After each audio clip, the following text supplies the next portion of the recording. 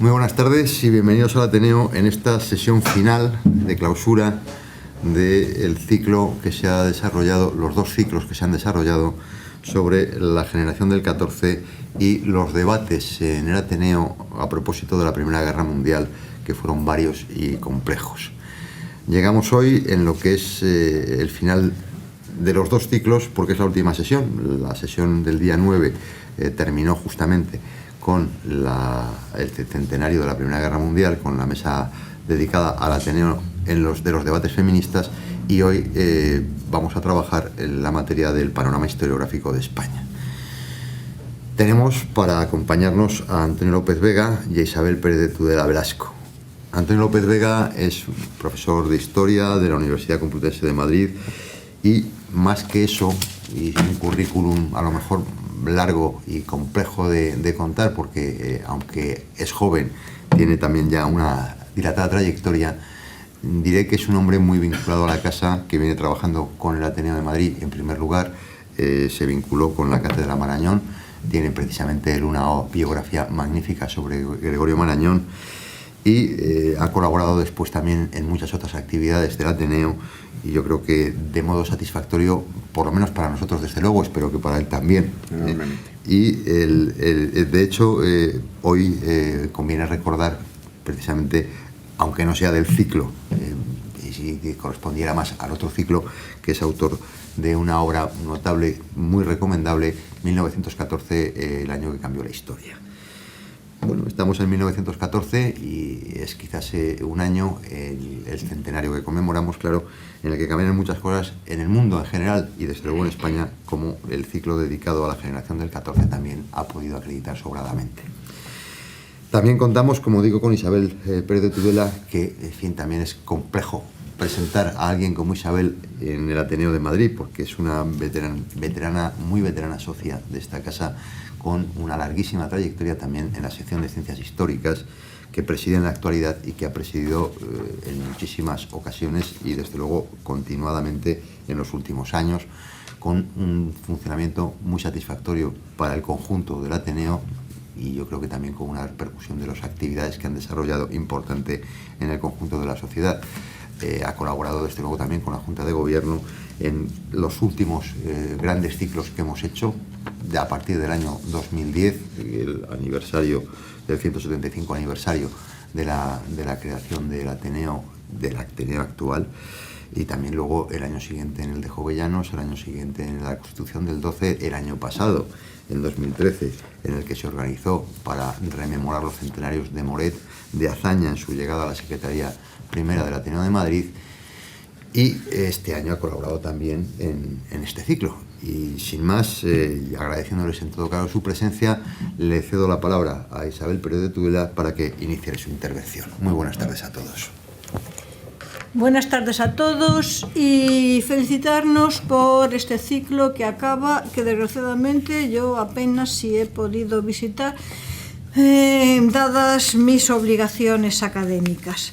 Digo desgraciadamente porque me hubiera gustado muchísimo aprender de todos los intervinientes en un ciclo que rememora unos acontecimientos que fueron cruciales para la historia del mundo. 100 años ya de aquellos acontecimientos y sin duda alguna muchas de las cosas que se han debido recordar, yo no he podido asistir a ello, y que esta tarde creo que vamos a recordar, están todavía vivas.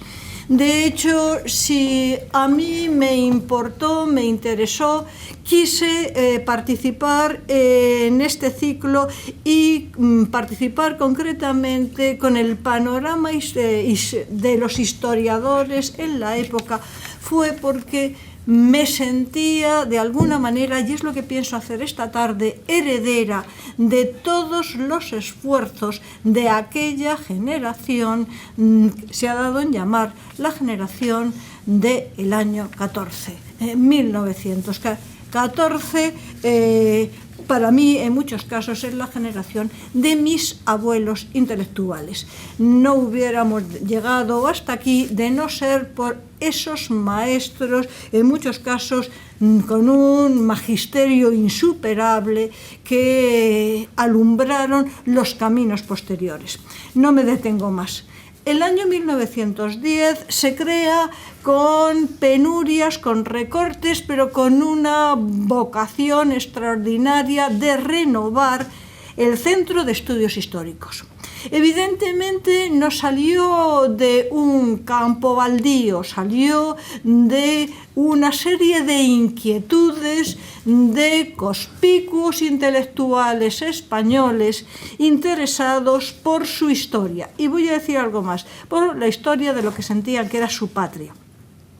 El Centro de Estudios Históricos, vinculado a otras instituciones igualmente beneméritas, pero yo no voy a hacer mención, nada más que alguna vez de pasada a ellas, se organizó en secciones que tenían por objeto abordar la historiografía, abordar los retos historiográficos con los presupuestos propios de la época que se acababa de comenzar con el siglo.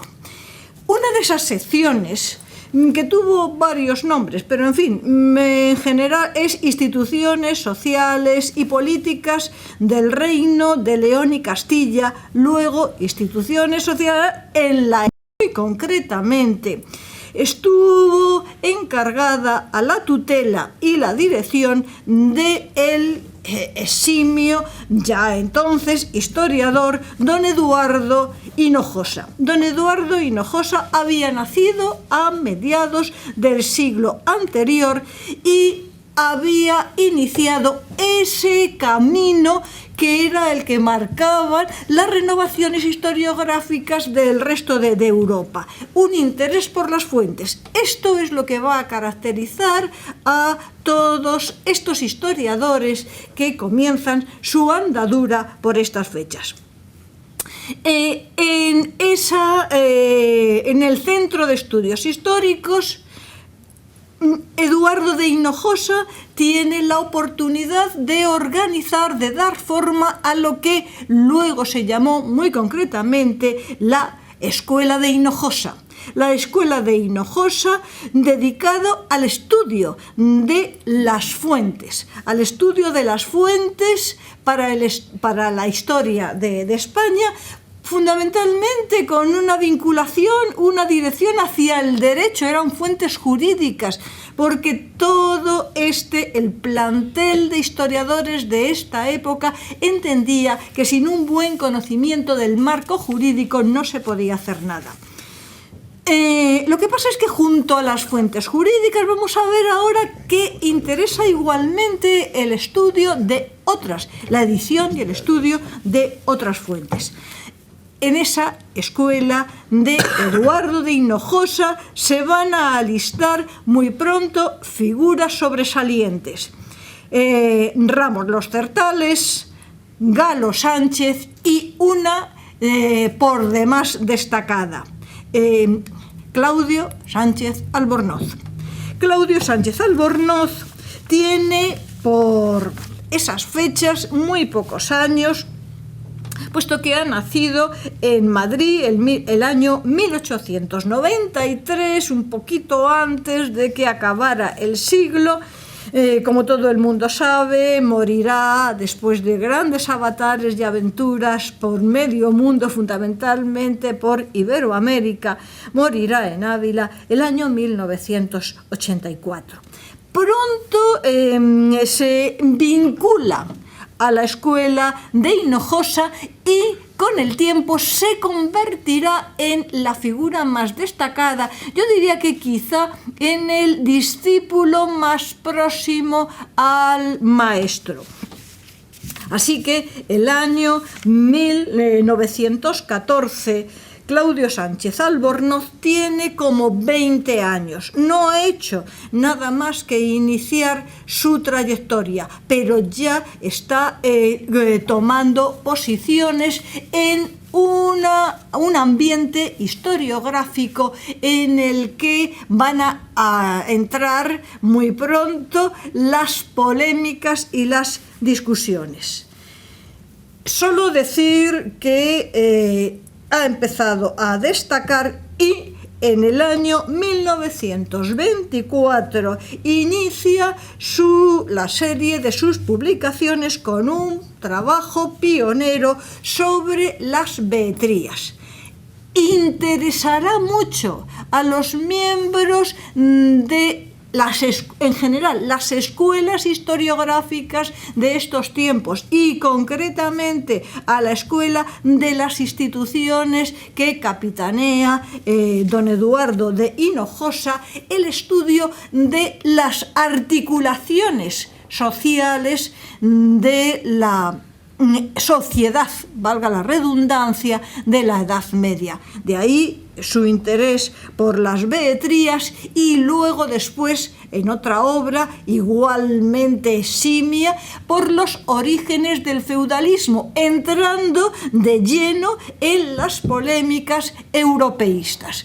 Ahora que nos ha vuelto a interesar, después de unos años de letargo, nos han vuelto a interesar los estudios por el feudalismo. La figura de Claudio Sánchez Albornoz ha recobrado un prestigio el que se merece en razón de su obra.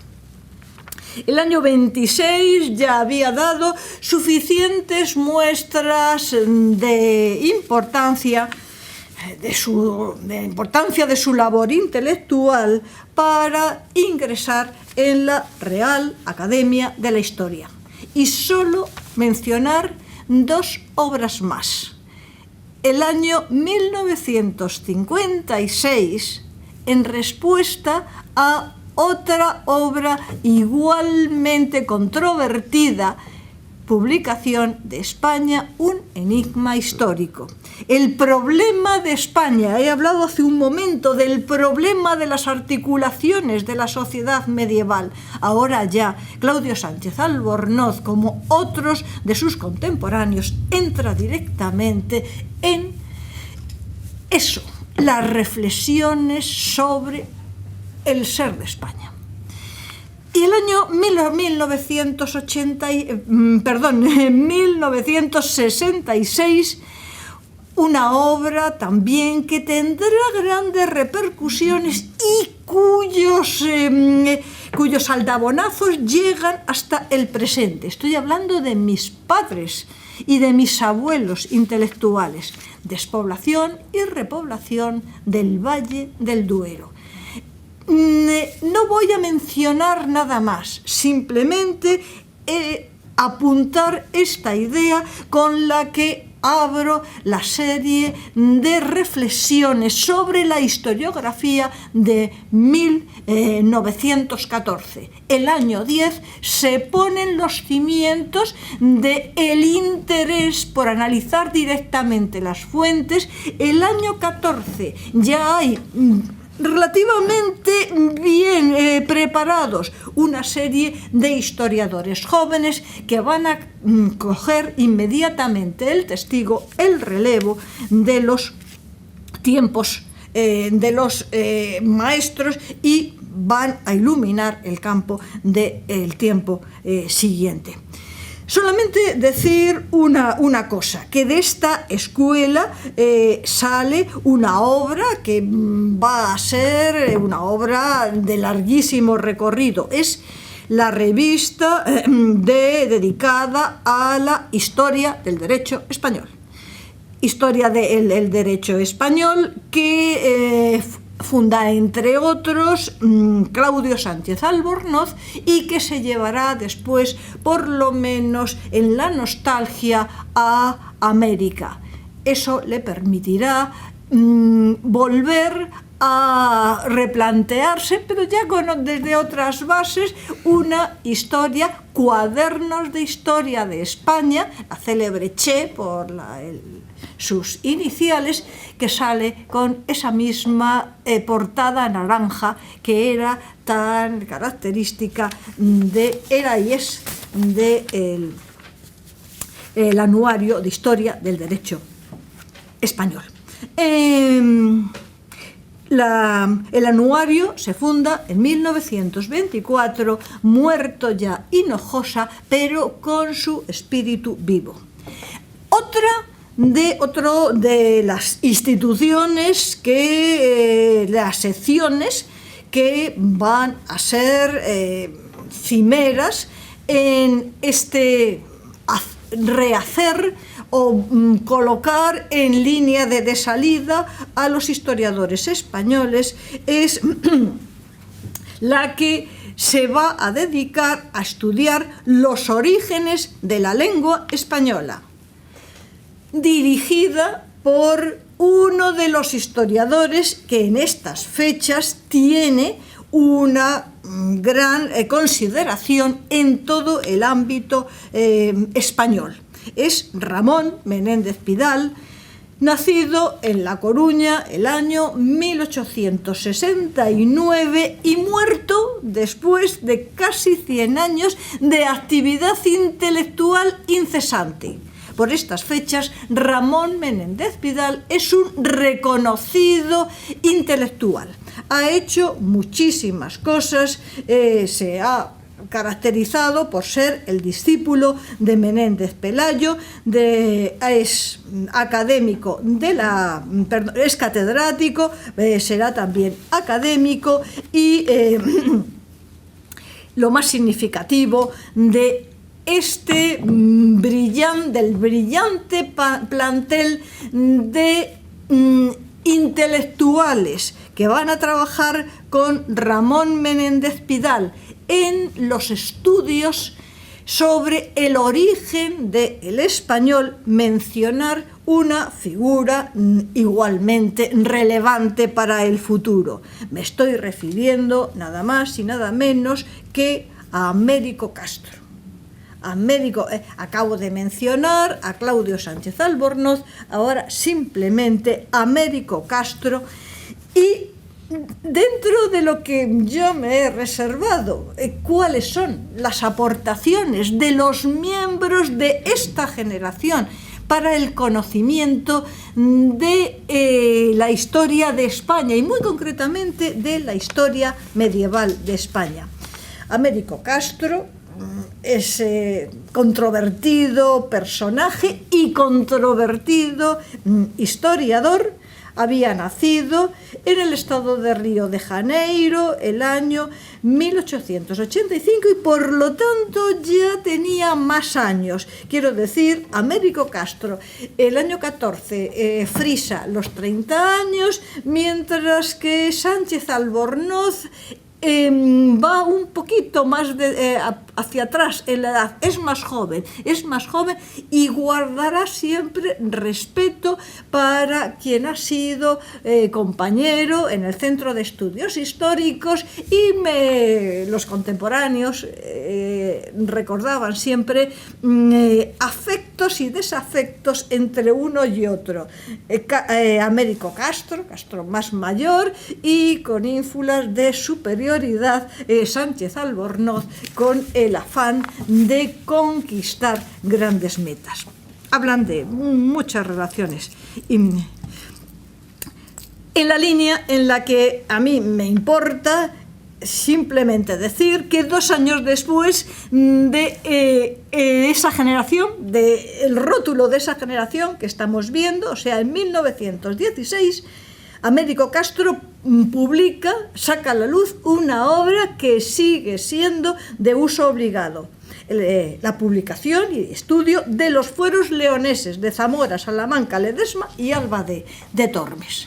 Cumple perfectamente con esos objetivos de poner al alcance de interesados en la lengua y en las instituciones monumentos cruciales de nuestra historia. Y solamente apuntar que alcanza la meta que se había propuesto cuando publica España en su historia. Y abre ese debate del que me imagino que mi compañero de mesa va a hablar. Todavía podemos hablar de algo más.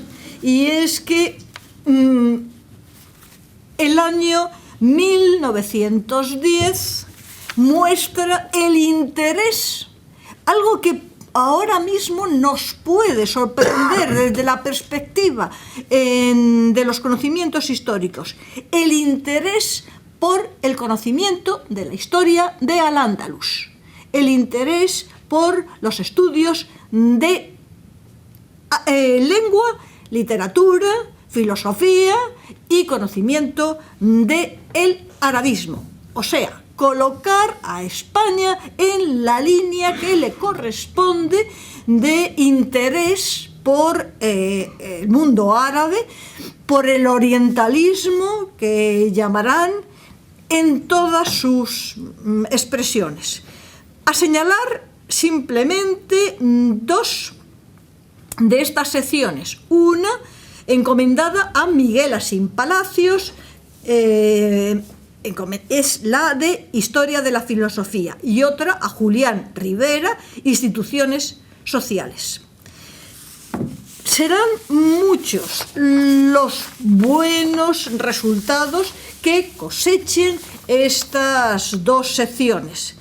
Voy a resumirlos simplemente en dos figuras señeras. La primera, Ángel González Palencia. Ángel González Palencia se integra en la sección que preside Julián Rivera, pero bueno, tiene relaciones con uno y otro. Y empieza a publicar el año 1926 y continúa hasta 1930 una obra realmente inconmensurable. Una obra que está todavía ahí para que continuemos trabajando, pero la verdad es que es de muy difícil elaboración.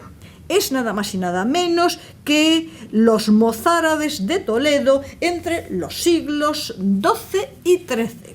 Es una colección de fuentes que se conservan, de documentos que se conservan en el archivo de la Catedral de Toledo.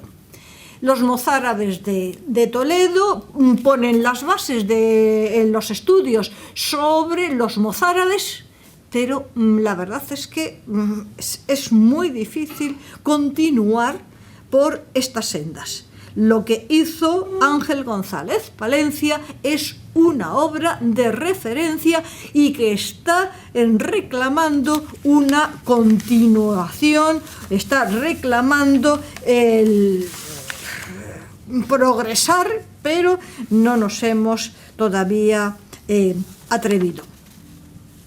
Dentro de estas líneas, simplemente señalar a una persona que igualmente destacó extraordinariamente, aunque pertenezca menos a esta generación, es la de Ambrosio Guici Miranda.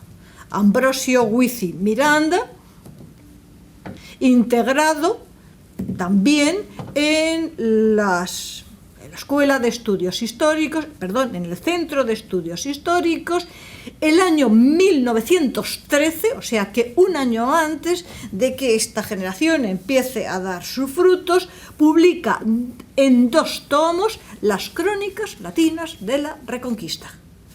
Lo que están haciendo entonces es poniendo las bases del conocimiento científico a nivel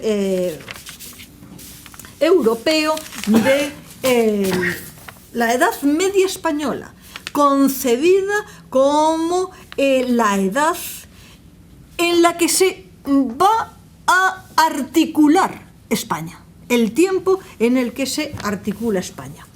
Y en este punto mencionar 2 figuras que considero también de subido valor. Alguna de ellas, concretamente Antonio Ballesteros Beretta, muy integrado en la casa que hoy y tantas veces nos acoge y a la que intentamos dar gran parte de nuestro esfuerzo. Antonio Ballesteros Beretta había nacido en 1880. Se trata de uno de los historiadores, ahora ya no se trata simplemente de los noveles que estaban, las figuras noveles que estaban recogiendo el testigo de los maestros. Ya se trata de una persona con más años y más experiencia. Ballesteros es hijo de un aragonés y de una condesa italiana. Quizá esa mezcla en sus orígenes es lo que le permite estudiar tanto en Salamanca como en Zaragoza y luego después doctorarse en Madrid, siempre con un excelente resultado. Termina, no voy a hacerles el currículum de don Antonio Ballesteros Beretta para no aburrir. Lo que les voy simplemente a señalar es que termina como catedrático en Sevilla. Y como catedrático en Sevilla empieza a destacar por su talante de un hombre de altas miras intelectuales y por su carácter abierto. Es en Sevilla donde empieza a brillar como gran publicista. Escribe el año 1913, Sevilla en el siglo XIII, y además también es de destacar que en Sevilla conoce a la que será su mujer, en torno al año 1910. Conoce a Mercedes Gebrois. Así que dos vidas de intelectuales con visión amplia de la historia y con el deseo de integrar la historia de España en la historia universal. Casado en 1910 con Mercedes Gebrois, a que le dedicaré un poco de tiempo, deme 5 minutos para rematar todo esto. Y con esa experiencia de estudios en Salamanca, estudios en Zaragoza, con un afán inconmensurable de buscar información y documentación donde quiera que las haya, Antonio Ballesteros se inaugura en una línea, digo se inaugura él porque ya he dicho que en el 13 ha publicado esta obra que es Sevilla en el siglo XIII, consecuencia de su estancia en Sevilla como catedrático. Digo que continúa por estas sendas y empieza a interesarse por otra figura de enorme relieve dentro de la historia de España. Es Alfonso X. Alfonso X, que no llegó a ser emperador, pero que hizo todo lo posible por serlo. Para abordar la figura de Alfonso X, Antonio Ballesteros Beretta siente la necesidad de buscar información por toda Europa. A ello le anima también su matrimonio con Mercedes Gebrois, mujer de enormes conocimientos, igualmente con una insaciable ansia de ampliar la órbita de su saber. En estas circunstancias y con fama de ser un historiador de amplias miras y grandes logros, Antonio Ballesteros es elegido académico de la historia y el día de su recepción pública, el año 1918, anticipa lo que va a ser su gran obra, el Alfonso X, gran obra como historiador medievalista. Va dando anticipos y por fin el año 1963 publica el Alfonso X. 1963, Alfonso X, una obra colosal que volverá a reeditarse el año 1984, considerando que como obra de conjunto sobre Alfonso X no tiene parangón. Se publica con índices y con una bibliografía puesta al día. Si se publica en 1984, lo publica el Albir, el año del centenario de la muerte de el rey don Alfonso. Además, desde el año 1919 comienza a publicar una obra señera, Historia de España y su influencia en la historia universal.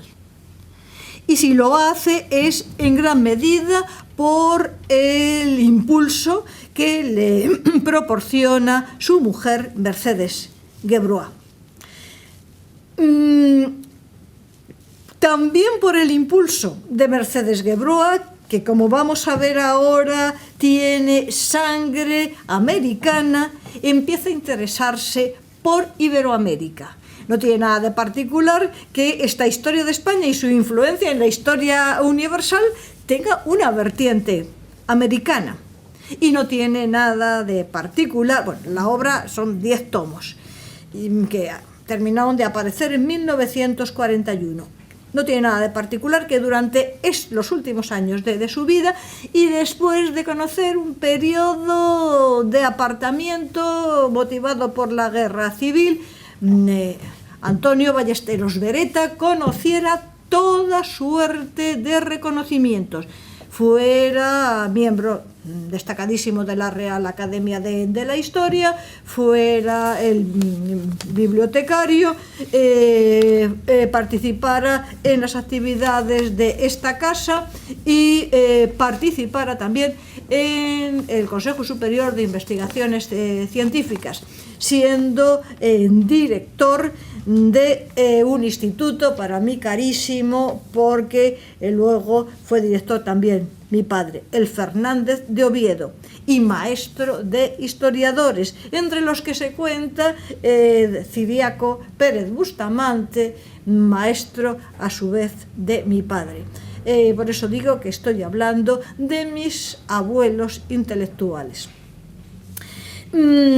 Por lo que se refiere a Mercedes Gebrois de Ballesteros, así se llamó ella siempre, había nacido en París el año 1891, por lo tanto era muy joven para pertenecer a esta generación del año 14. Pero no se puede olvidar su figura porque trabajó codo con su marido, si no, no se explica la publicación de su marido. Conoció en Sevilla a Antonio Ballesteros por el amplísimo interés que ella y su madre siempre tuvieron por el conocimiento de la historia de España, del arte español, pero también de la historia y el arte de Europa. No les voy a cansar más. Mercedes Gebrois merece un capítulo especial en la historia de la historiografía, porque desde que se asienta en Madrid con su marido empieza a trabajar en una gran obra. Antonio Ballesteros se ha ocupado de Alfonso X, ella se ocupa de Sancho IV. Y entre 1922 y el 28 publica 3 tomos sobre Sancho IV, con abundantísima información, sobre todo documental. No tiene apenas Mercedes tiene un conocimiento del trabajo historiográfico y sin embargo lo consigue rapidísimamente. Académica de la Historia en el 35, es la primera mujer que entra en la academia, con el apoyo de Menéndez Pidal y de Rafael Altamira. Solamente 2 nombres más. Bueno, Ramón Carande y Tobar era estudioso en Madrid. Por el año 14 estaba ocupado en historiar el marxismo. El año 27 publica Sevilla, Fortaleza y Mercado. Y no quiero cerrar esta enumeración sin recordar a otra figura excepcional, sin la que no hubiéramos conseguido llegar hasta donde estamos. Es la de Josep Joan, el catalán universal, que nació en Barcelona el año 1880 y murió en Lausana el año 1963. Historiador del arte, arquitecto el mismo, igualmente interesado por los estudios de la arquitectura y del arte por toda Europa. Simplemente un rasgo más, y con ello termino dando las gracias por su atención. Con Manuel Bartolomé Cosío inicia esa gran obra en la que yo por lo menos me eduqué y llegué en conocimiento del arte, de la estética y de la sensibilidad, llegué a lo que soy, el summa artis. Evidentemente luego se publicaron muchas más cosas, pero el summa artis es ese monumento imperecedero de un tiempo, esa contribución de un tiempo a la historia del arte universal y a la estética. Yo soy deudora de ese interés. Muchas gracias a todos y perdón por... Oye, que no era que me gusta canción. Sí, pero si no me mata. Si lo digo, me mata. Muchas gracias, Isabel. Tiene la palabra Antonio López Vega. Ella es deudora de toda esa generación. Yo soy deudor de gentes como ella, y muy especialmente en lo que yo pueda saber de historia medieval, porque esta tarde es especial para mí, porque Maribel Pérez de Tudela ha sido profesora mía, al menos en 3 ocasiones. Me dio historia medieval general, me dio fuentes jurídicas de la Edad Media y me dio cartografía histórico-medieval. Y en todas ellas, aparte de que disfruté de su precisión y minuciosidad, la cual he de decirles que a la hora de examinarse era un problema, porque imagínense los 10 siglos de historia medieval y vaya usted al examen después de un cuatrimestre entero con este nivel de precisión y examínese, y donde además preguntaba bien. Yo la verdad es que aprendí muchísimo y de hecho, las 2 últimas asignaturas que he narrado aquí las cogí voluntariamente, porque yo hice toda mi especialidad en historia moderna y contemporánea, y por tanto me aficioné a las clases de la profesora Pérez de Tudela, que ya les digo, eran tremendamente divertidas, no solo en cuanto a lo cargadas de erudición que estaban, que eso puede sonar un poco plumbeo. No era así, porque inmediatamente salpicaba todas sus narraciones con todo tipo de referencias a la cordialidad, o lo que decían las crónicas, o las facetas personales de cada uno de esos personajes históricos, que luego, mirando en el tiempo, tuvo algo que ver con mi afición a Marañón, y por tanto yo con Maribel Pérez de Tudela tengo una gran deuda, ¿no? Voy a citar un par de cosas en relación, que por eso les contaba yo esta pequeña batalla personal, porque como yo me imaginaba que iba a hacer algo así, yo había preparado una serie de cosas. No es que me haya vuelto loco y haya extendido todo esto, sino que, conociendo a mis maestros, yo he preparado una serie de cosas, y sobre la marcha digo yo, mi intervención consiste en lo siguiente, y de verdad que van a ser 20 minutos, no, ni uno más. Lo que ha dicho pongan punto y coma, y yo añado una serie de cosas en relación con lo que yo puedo aportar desde mi experiencia y mi saber en relación con la generación del 14 y con la historiografía, si quieren, moderna y contemporánea. En primer lugar, y por tanto va a ser una especie de cuadro impresionista el que yo voy a trazar aquí, que digamos simplemente viene a justificar mi presencia al lado de una maestra como la profesora Pérez de Tudela.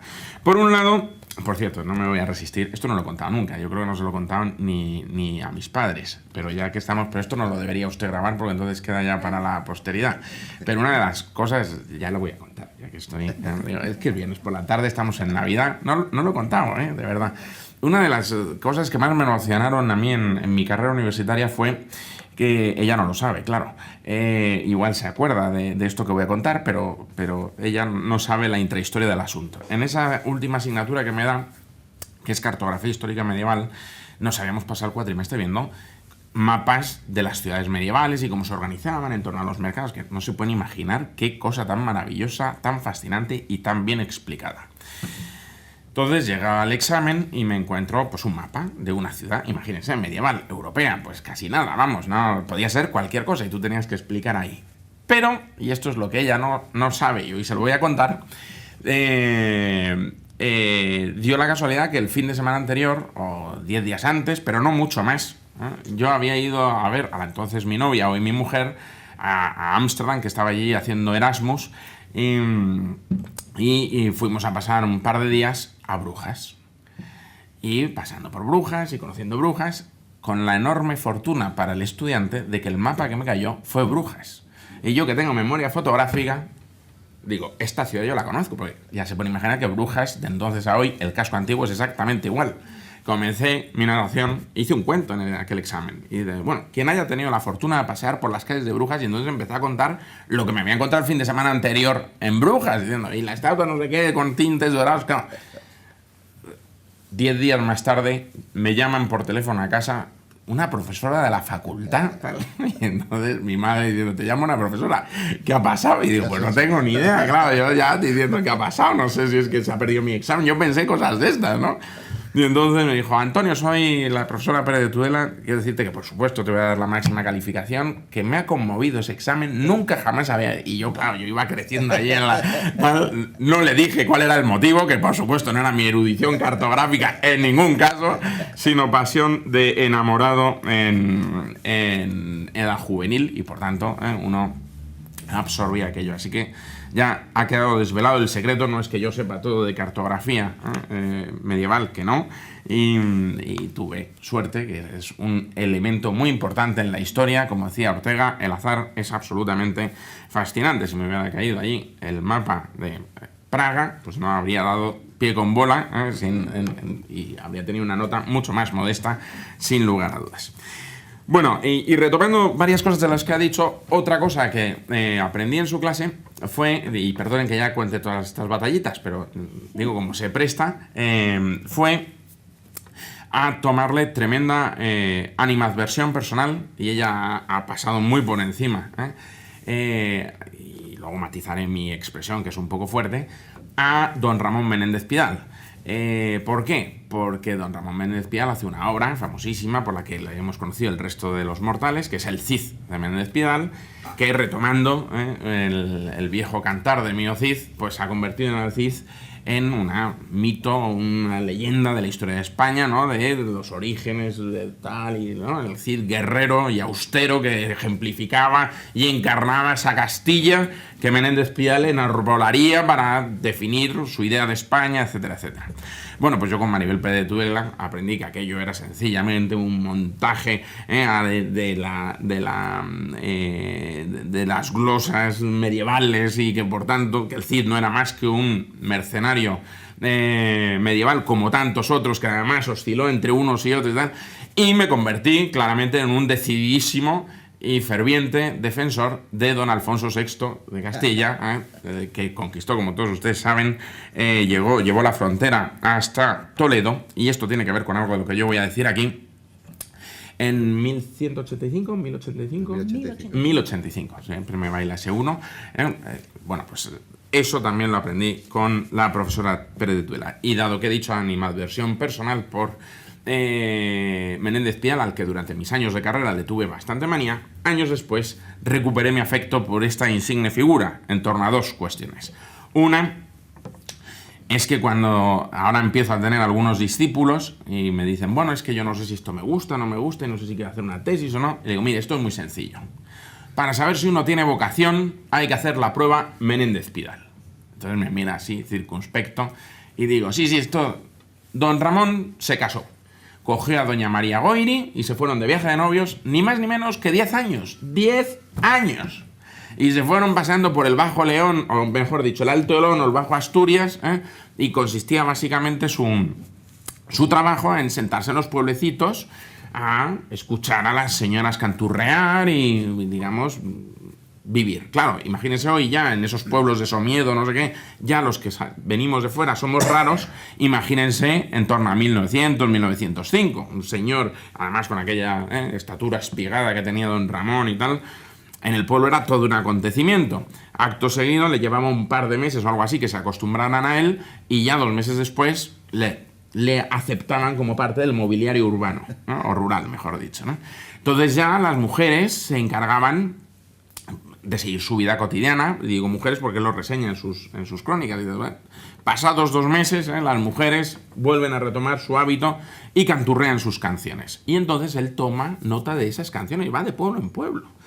Pasado todo ese tiempo, regresa a Madrid, se va al Archivo Histórico Nacional, coge las crónicas medievales y hace toda una vertebración de la tradición del castellano a lo largo de la historia, que es ese maravilloso libro que se llama Los orígenes del español, que no creo que haya otra cosa igual en la historia de la humanidad, porque es sencillamente maravilloso en términos de fluctuación de cosas. Entonces yo a mis alumnos les digo, eso es vocación. Usted coge a su novia, vais a 10 años, y luego ya, si vuelve y es capaz de aguantarlo usted y ella, pues entonces está claro que estaba hecho para esto.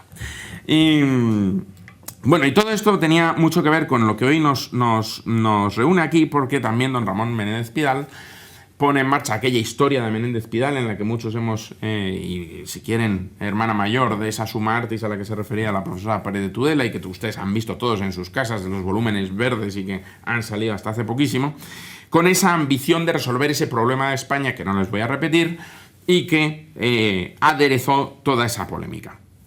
Yo voy a añadir, como digo, una serie de cosas en relación a eso. Bueno, desde luego, España y el problema de España se pone encima de la mesa con la crisis del 98.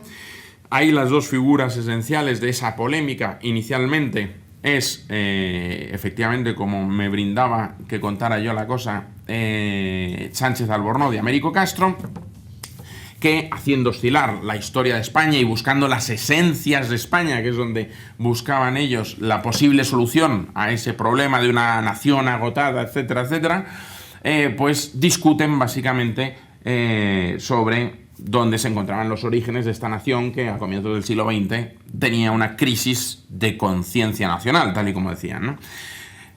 En síntesis, puesto que es una cosa muy conocida, recuerden que Sánchez Albornoz ubicaba ese origen en la España visigoda, después de la Hispania romana, y por tanto, a partir de ahí la conformación de la España de los 5 reinos, y como ahí ya hay un ser nacional español, en tanto que Américo Castro, mucho más heterodoxo, aunque ya lo ha dicho mucho más suavemente, y por esa vinculación que tiene con toda esa cuestión del mundo árabe y judío, subraya aquella idea de las 3 culturas, que los historiadores sabemos bien que no quiere decir ausencia de conflicto, sino que de una determinada manera, y sobre todo durante unos determinados siglos de la Bajada Media, pues hasta que, digamos, la parte final de la Reconquista, tienen una convivencia entre judíos, musulmanes y cristianos en base a una convivencia o una coexistencia pacífica, si utilizamos términos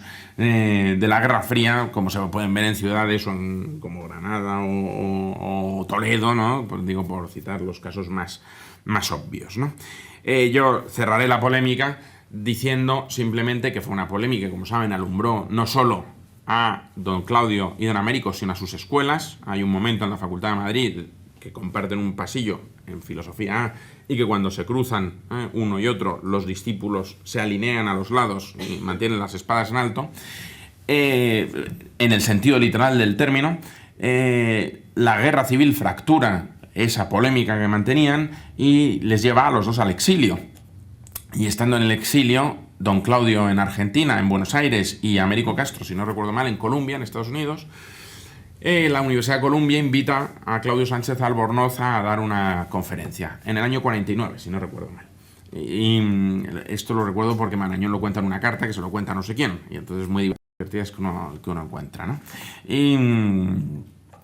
Y entonces parece ser que estaba don Américo Castro, que responde a ese perfil biográfico que señalaba también Maribel, estaba en la cafetería tomando un café, lo que sea, con un discípulo de Columbia, y en eso que entra Claudio Sánchez Albornoz en la cafetería, a lo que el avezado discípulo norteamericano que no debía saber de qué iba la historia le dice: oiga, ese no es español, levantó la cabeza y dice: no, ese es un visigodo, y siguió tomando el café tranquilamente. O sea, la cosa, ni guerra civil ni gaitas, aquello siguió, para que vean la intensidad del tema. Por cierto, ya que he citado lo y tú también has hecho referencia a lo de Buenos Aires, de Sánchez de Albornoz, no deja de ser conmovedor que hoy uno va a la Universidad de Buenos Aires y hay una escuela de Historia Medieval de España en Buenos Aires, de discípulos todos de don Claudio Sánchez de Albornoz, con una estupenda publicación, y siguen, digamos, entretejiendo nuestra historiografía medieval. Y tú me corregirás, algunos de los mejores trabajos salen del otro lado del Atlántico. Y este era uno de los temas que yo quería tratar hoy, porque yo, que sabía que Maribel iba a contar la cuestión de el medievalismo, quería subrayar cómo la historia en la generación del 14, y quizá por motivos biográficos, no se queda en el tema de la Edad Media, que normalmente vinculamos a la institucionalización más obvia de esa generación del 14 en materia historiográfica, que es el Centro de Estudios Históricos, con toda su complejidad, su incisión, que ya han visto, que podemos mirar a donde miremos, y es una obra monumental en sí misma.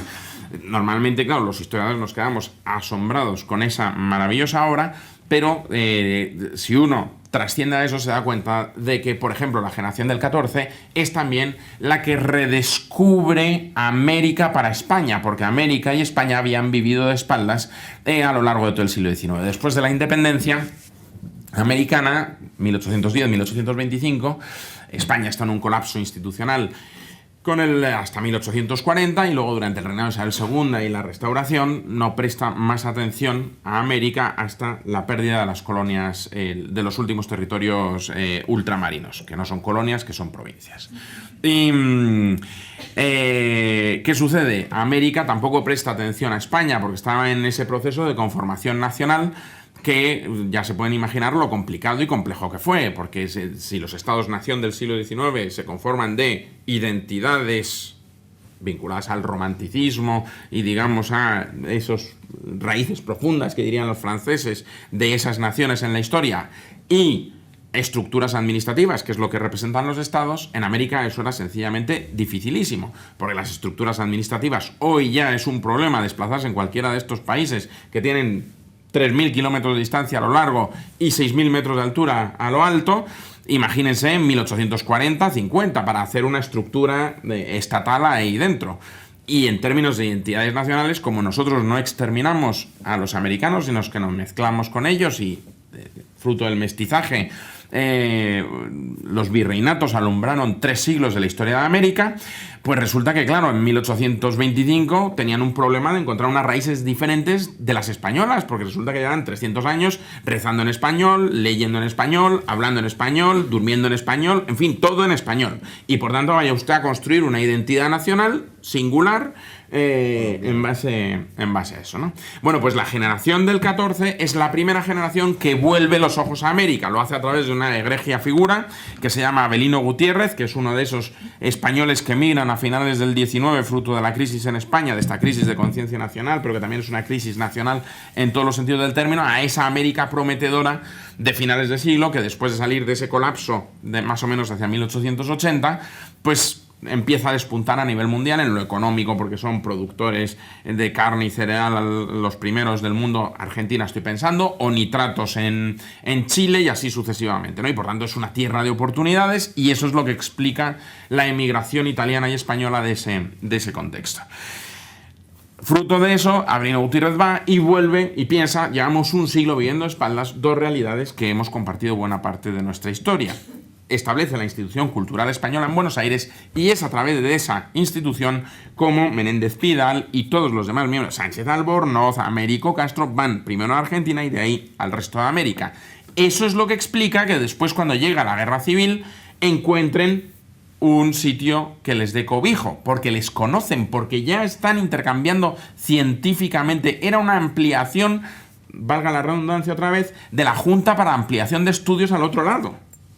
Crece a imagen y semejanza de ese instrumento en España. Solo un dato, fíjense, digo, para que vean que esto se complementa en lo que a historia nos estamos refiriendo. Salvador de Madariaga y sus libros sobre Bolívar, Hernán Cortés. Digo para que vean que no son estrictamente historiadores, cómo prestan atención a ese tipo de cuestiones.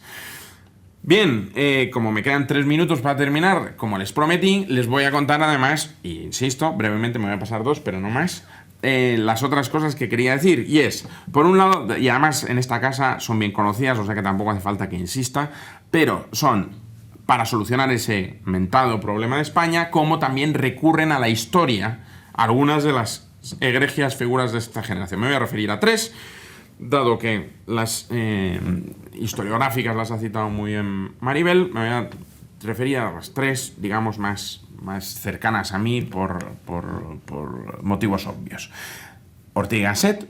Ortega y Gasset dice aquello en Historia como Sistema: el hombre no tiene naturaleza, solo tiene historia, y por tanto yo no entiendo por qué los mejores sueldos del mundo son de banqueros o no sé qué, deberían ser de los historiadores, porque Ortega tenía razón, el ser humano solo se comprende en perspectiva histórica, y por tanto, para comprendernos, aquella imagen que utilizaba Heidegger de que la historia de la humanidad es una gran obra de teatro donde nos arrojan y nosotros somos capaces o no de interpretar el papel en función de si somos hombres de nuestro tiempo. De ahí el título de Ortega y Gasset, ¿no?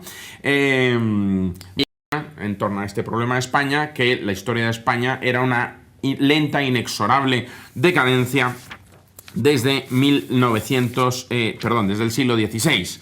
De manera que el problema de España era un problema de ausencia de minorías rectoras desde ese siglo XVI. No tenía razón, ya se lo digo, el siglo XVIII para España es un siglo bastante bueno, algunos dicen que excelente, pero desde la perspectiva de comienzos del siglo XX, aquello era un plano inclinado desde la España imperial hasta la hecatombe de 1898. Y es de ahí, de esa visión, de donde Ortega saca su famosa idea de ausencia de minorías rectoras, lo que necesitamos una élite que dirija, etcétera, etcétera. Bien conocido por todos, no insisto para no irme. La otra visión que tenía de España, y me sirve de enlace para el segundo de los pensadores que yo quería citar aquí hoy y especialmente aquí, es esa idea que tenía de la debilidad de la estructura nacional en el siglo XIX. Él estudia el siglo XIX y dice: España es pura provincia, es puro arraigo de lo local, lo que tenemos es ausencia de vertebración nacional. Ahí está España invertebrada, falta un proyecto de vida en común, diría Ortega y Gasset, y lo que necesitamos es ese proyecto de vida en común que él establece no en España invertebrada, sino en la redención de las provincias, y que vendría a ser también, digamos, eso que tratan de canalizar esa generación en la experiencia republicana de 1931, y que no voy a repetir aquí porque ya hablamos un día de los 3 que yo he tenido la fortuna de participar en este ciclo, y por tanto no voy a repetirlo. Lo que le falta no es nación, sino es Estado. Y entonces todo el proyecto reformista de Azaña, aunque vinculado a la cuestión también de la educación, etcétera, es construir Estado. Y toda la idea azañista de la Segunda República, como ustedes seguramente saben mejor que yo incluso, es hacer Estado. Y termino con esa idea que a mí me gusta, porque yo, ya se puede imaginar que allá donde tomo una palabra tengo que hablar en algún momento de Marañón, y por tanto yo no me puedo ir de aquí sin decir una palabra de Marañón. Marañón, aparte de médico, etcétera, etcétera, como recordarán, también visita el problema de España y también es historiador, aquellas maravillosas psicobiografías, etcétera. Hoy, si digo por decir algo de Marañón historiador, el gran libro historiográficamente hablando de Marañón es Antonio Pérez. Lo otro respondía a una visión anterior a la Escuela de Annals de la historia. Es muy divertido de leer y se lo van a pasar muy bien, pero digamos no tiene un andamiaje historiográfico, digamos, contemporáneo, y Antonio Pérez es absolutamente novedoso, porque es en el 47, en un momento donde hay una exaltación de la España imperial desde el franquismo. Él hace una crítica al reinado de Felipe II y muy concretamente al monarca por su puritanismo, por su digamos, visión ultraortodoxa, y eso tiene toda una lectura política en esa España del 14, que tiene también que ver con la obra de don Ramón Carande, que es del 43. Carlos V y sus banqueros son los dos únicos que en ese contexto se atreven a levantar la voz diciendo: ojo, ojo, que esto que nos están contando de una España imperial maravillosa, ultracatólica, no sé qué, tenía sus... y estudiémoslo bien. Y además amparan agentes, fíjense, así me viene a la memoria: Ramón Carande a Santos Juliá, Gregorio Marañón a Miguel Artola, que le prologa su primer libro, Los afrancesados, que es su tesis doctoral, donde rescata ese siglo XIX que en ese momento, en el 53, sencillamente anatema mencionar el siglo XIX, porque era la madre el liberalismo era la madre de comunistas, masones y demás ralea que habían traído aquella guerra civil para el franquismo, y por tanto eran el símbolo de la anti-España en ese sentido, ¿no? Pues ahí están, esta generación del 14 con esta idea. Pero como yo no quería terminar con esto tan feo del exilio y de la historia de España y la idea que les iba a citar de Marañón es que él hace toda una lectura de la historia de España como la historia de los exilios. Es decir, Antonio Pérez en el fondo iba a ser el capítulo de un libro de 18 capítulos, que claro, como le sale uno de 1500 páginas, pues se acabó el libro, porque imagínense, ¿no? Pero iba a ser uno más de un capítulo que era la historia de España entre los siglos XV y XX a través de los exilios políticos, influido por su propia experiencia, hacía una narración desde la expulsión de los judíos de 1492, diciendo básicamente que cada vez que unos tomaban el poder, los otros tenían que salir por la puerta. Y eso es lo que nutre, y vuelvo a lo que ya dije el último día aquí, esa idea de la España de todos que inspira esta generación del 14 y que era lo que aquí hemos estado hablando de medievalismo, de Américo Castro y de esa idea de la España judía, musulmana y cristiana, con todos los peros que quieran ponerle, termino señalando la imagen que Toledo tuvo para muchos de estos representantes de la generación del 14, porque esa convivencia, coexistencia, etcétera, en Toledo venía a representar esa España que querían legar a los siguientes, a sus hijos, después de esa fractura de la guerra civil, esa España donde la concordia nacional, la coexistencia con independencia de las ideas políticas que se profesaran fueran posible. Muchas gracias, espero no haberles aburrido y estamos a su disposición.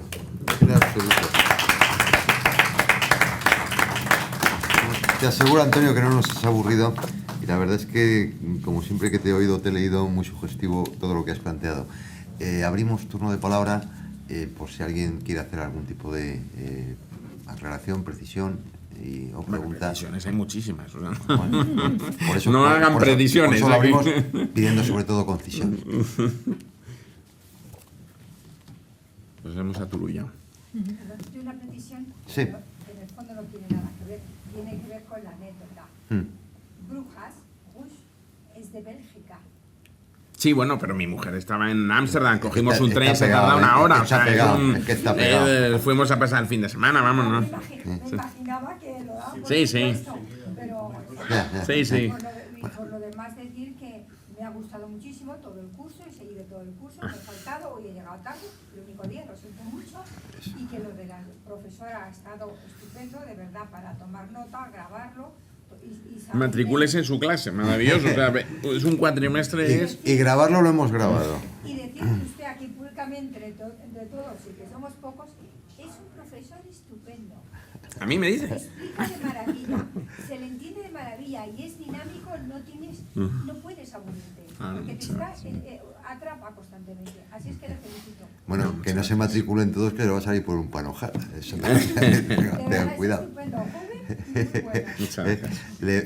Llegamos al punto final. Esta historia, pues hombre, siempre sucede lo mismo, ¿eh?